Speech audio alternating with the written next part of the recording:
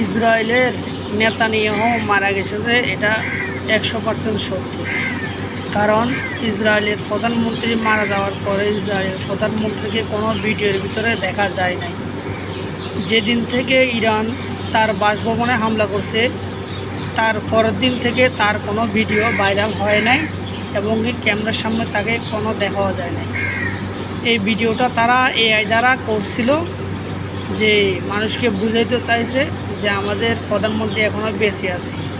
AI দ্বারা যখন ভিডিওটা করছে, কিন্তু 5টা আঙ্গুলের জায়গায় তারা হাতে 6টি আঙ্গুল দিয়ে ফেলছে। এই জন্য মানুষ 100% শিওর হয়ে গেছে নেতানিয়াহু মারা গেছে। কারণ যদি সে বেঁচে থাকতো সরাসরি নিজে এসে কথা বলতো, কারণ এআই দ্বারা করাতে তৈরি ভিডিও ভাষণ নিয়ে প্রশ্ন তোলেন। ভিডিওটিতে বেশ কিছু অস্বাভাবিক বিষয় চোখে পড়ে।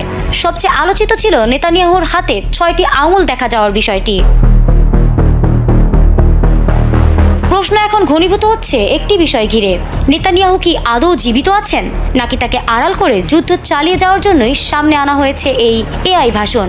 স্পষ্ট কোনো উত্তর এখনো নেই। আর সেই অজানাই মধ্যপ্রাচ্যের চলমান যুদ্ধকে ঘিরে রহস্যকে আরো ঘনীভূত করে তুলছে। গ্যালোয়ে প্রশ্ন তোলেন, এটা কি সত্যিই ঘটেছে?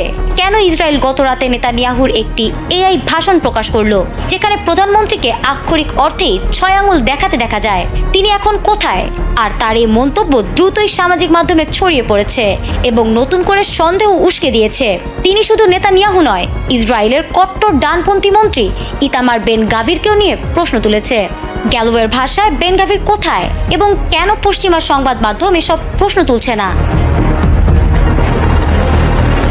বিশ্লেষকদের মতে চলমান যুদ্ধ পরিস্থিতির মধ্যেই এই রহস্য আরো গভীর হয়েছে। গত 28 ফেব্রুয়ারি যুক্তরাষ্ট্র ও ইসরায়েলের যৌথ হামলার পর ইরানের বিভিন্ন সামরিক ও বেসামরিক স্থাপনায় ব্যাপক ক্ষয়ক্ষতি হয়েছে। সেই হামলার পর থেকেই ইরান প্রতিশোধমূলক অভিযান শুরু করে, যেখানে ক্ষেপণাস্ত্র ও ড্রোন হামলার মাধ্যমে আঞ্চলিক ঘাঁটি এবং ইসরায়েলি অবস্থান লক্ষ্যবস্তু করা হয়।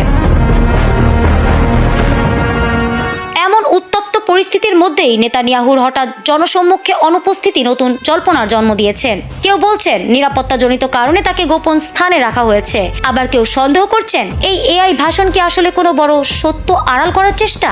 তবে এখনো ইসরায়েল সরকার এ বিষয়ে স্পষ্ট কিছু জানায়নি। ফলে প্রশ্নটা থেকেই যাচ্ছে, এটা কি কেবল প্রযুক্তির ভুল, নাকি এর পেছনে লুকিয়ে আছে আরো বড় কোনো রহস্য? ফারহানা হক, এটিএন বাংলা।